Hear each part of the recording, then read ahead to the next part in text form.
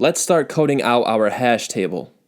To implement our hash table, we are going to need two constructor functions. We will need one constructor function for our table itself and one constructor function for the nodes that we will be putting into our hash table, similar to the way that we set up our linked list constructor functions. Let's code out our hash table constructor function first. We will write function hash table, and we will pass in one parameter called size. This size parameter will determine how big our hash table is or how many buckets it will have. Inside of our function, we will write this dot buckets equals an array.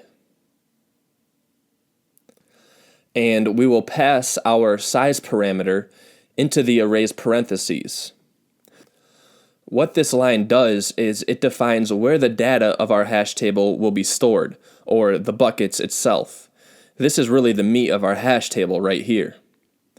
We are saying, make a new array of whatever size we want, and assign it to the property buckets.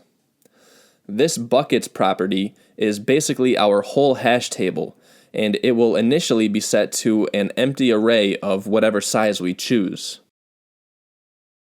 The next property that we will put on our hash table constructor function will be called numBuckets, and it will keep track of how many buckets we have in our hash table, because this is something that we are going to need to know down the line. So we will say this.numBuckets equals this.buckets.length. Cool, so that is our hash table constructor function. Now let's log out an example hash table just to see what we have.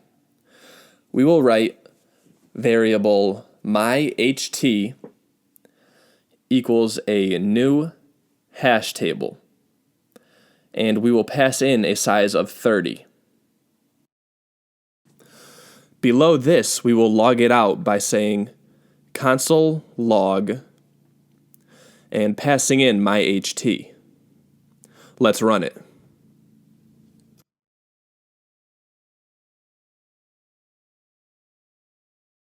You can see that we have our hash table object, and it has a buckets property on it and a numBuckets property on it.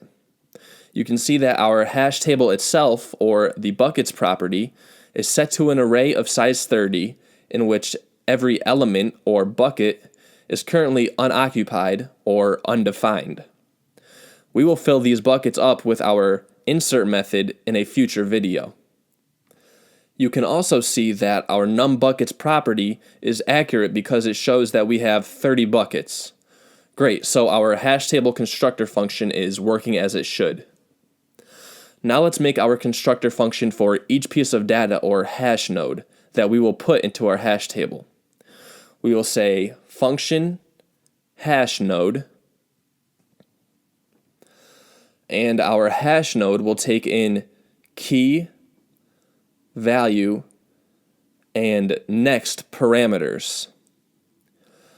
Inside we will set this.key equal to the key parameter passed in, this.value equal to the value parameter passed in, and this.next equal to the next parameter passed in, or if there is no next parameter passed in, we will set it equal to null by default.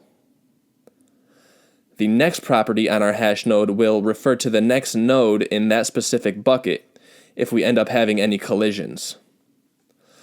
Great, so our constructor functions are all set up. In the next video, we will take a quick break from our hash table to cover two important topics: the character code @string method and the modulus operator, before we continue with our hash table. See you in the next video.